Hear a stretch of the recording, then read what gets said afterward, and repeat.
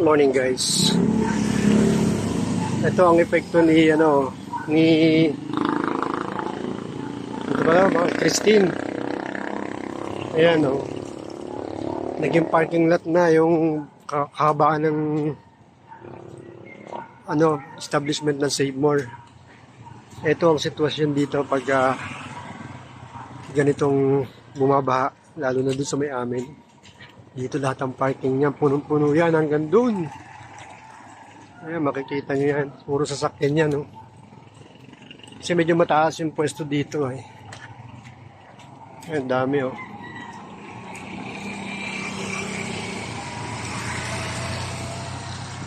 Titinan ko yung motor ko kung nandun pa, tsaka yung sasakyan.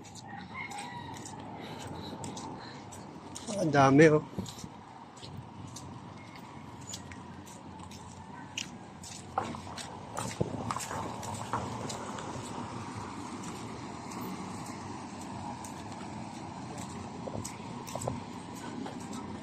Kabila parking lot na.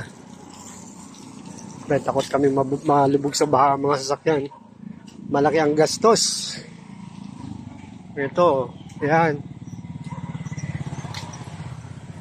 Sayang tong space na to. Sinarado. Dapat binubuksan yung pagka ganyang may kalamidad para naman maparkingan. Diba? Lawak yan,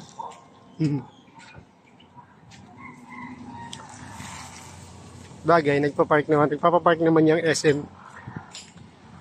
Alam na nila yan. Check natin kung nandun pa ating motor. Grabe, sasakyan dami, Ayan, Hanggang doon. Kasi lumulubog dyan sa kabila, Yung kabilang yan. Lumulubog dyan.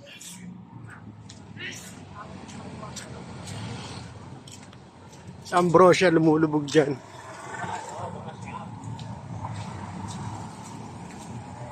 Lakad tayo, kukunin natin ang ating motor. Nandun pa kaya? Wala na yung motor ko, Naku po, wag naman.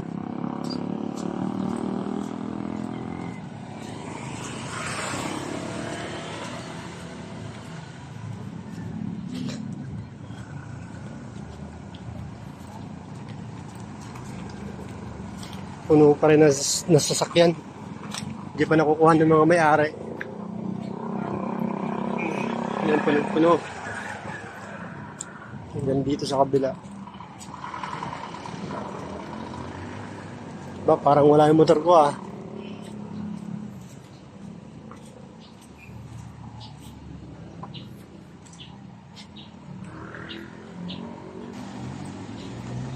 Ngayon si Abby, nandun pa si Abby. Ganda ng katayuan ni Abby dyan, Ayan, Yun, dun siya. Dun siya sa harap. Buti na lang, maaga kong nga i-save si Abby. Kung hindi, lubog yan. Kailangan lang talaga alerto. Ayan, puno-puno pa ng sasakyan, marami pa rin. Ito yung aking kaisa-isang